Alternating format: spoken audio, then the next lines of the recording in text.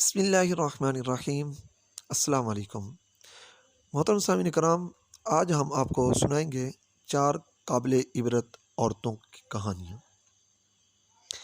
یہ کہانیاں اس لیے کہا گیا ہے کہ یہ کہانیوں کی ٹائپ ہے، ان کے گزرے ہوئے یہ واقعات ہیں اور یہ حقیقت پر مبنی ہیں، اور یہ واقعات اللہ تبارک و تعالیٰ نے قرآن پاک میں سورہ تحریم میں بیان کی ہیں۔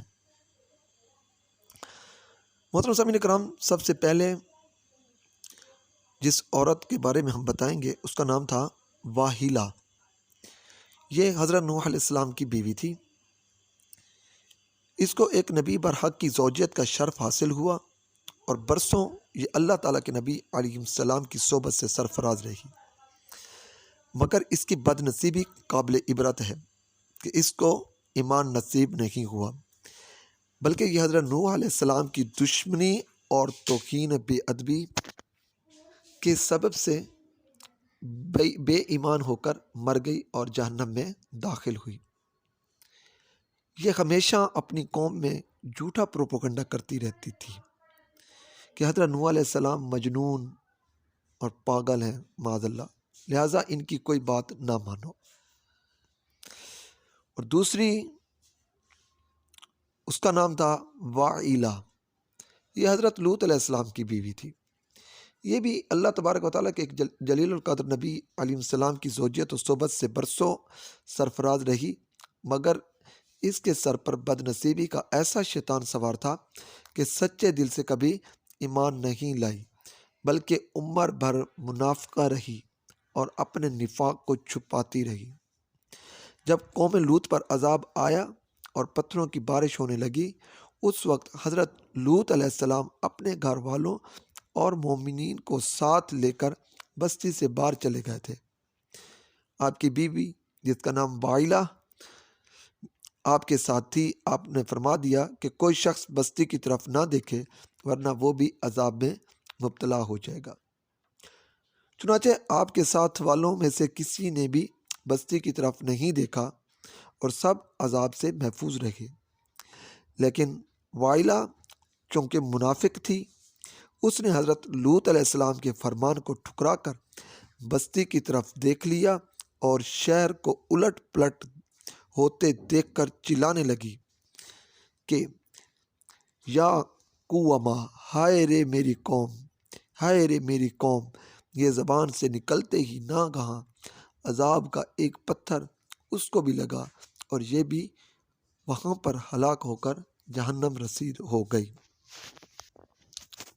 نمبر 3 پر ہم جس کا واقعہ بیان کریں گے وہ ہے آسیہ بنت مزاحم رضی اللہ تعالی عنہ۔ یہ فرعون کی بیوی ہیں۔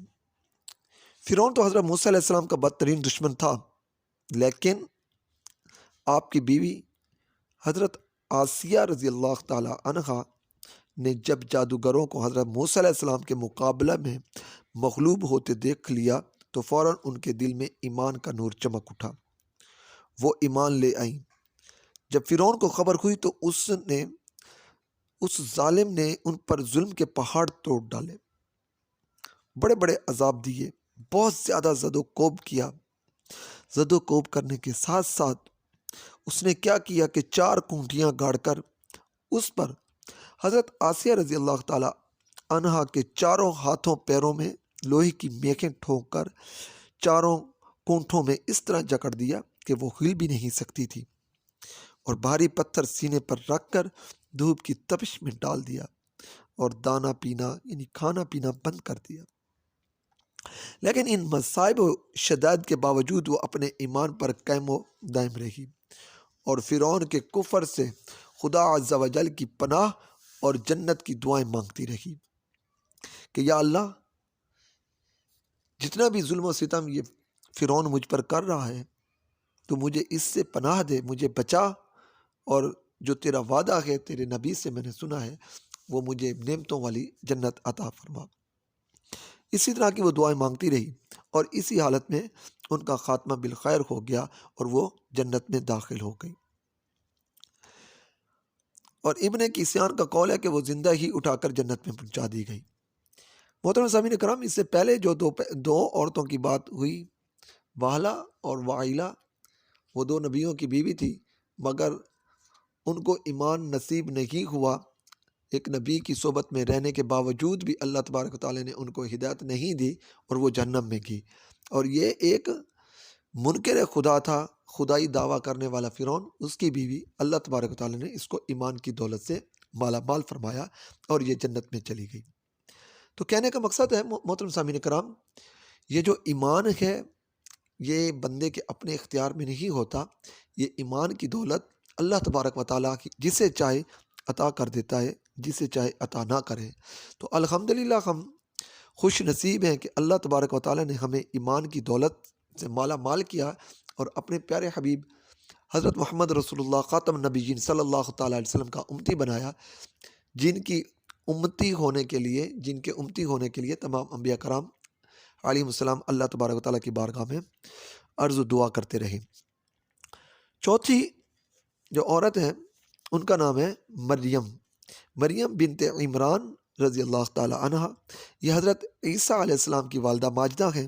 چونکہ حضرت عیسیٰ علیہ السلام ان کے شکم سے بغیر باپ کی پیدا ہوئے، اس لیے ان کی قوم نے تان بد گوئیاں، بڑے بڑے الزام بہتان دے کر ان کو بڑی بڑی تکلیفیں پہنچائیں، مگر یہ صابرہ رہ کر اتنے بڑے بڑے مراتب و درجات سے سرفراز ہوئی کہ اللہ تبارک و تعالیٰ نے قرآن مجید میں ان کی مدح و ثنا کا بار بار خطبہ ارشاد فرمایا۔ اور ان چار عورتوں کے بارے میں قرآن مجید میں اللہ تبارک و تعالیٰ نے سورۃ تحریم میں فرمایا، جس کا ترجمہ مفہوم یہ ہے کہ اللہ تبارک و تعالیٰ کافروں کی مثال دیتا ہے، جیسے حضرت نوح علیہ السلام کی عورت واہلہ اور حضرت لوط علیہ السلام کی عورت واعلہ، یہ دونوں ہمارے دو مقرب بندوں کے نکاح میں تھی۔ پھر ان دونوں عورتوں نے ان دونوں نبیوں سے دغا کیا، تو وہ دونوں پیغمبران ان دونوں عورتوں کے کچھ کام نہ آئے، اور ان دونوں عورتوں کے بارے میں خدا کا یہ فرمان ہو گیا کہ تم دونوں جہنمی عورتوں کے ساتھ جہنم میں داخل ہو جاؤ۔ اور اللہ تبارک و تعالیٰ نے مسلمانوں کی مثال بیان فرماتا ہے کہ فرعون کی بیوی آسیہ، جب انہوں نے عرض کی، اے میرے رب، میرے لیے اپنے پاس جنت میں گھر بنا اور مجھے فرعون اور اس کے کام سے نجات دے اور مجھے ظالم لوگوں سے نجات بخش۔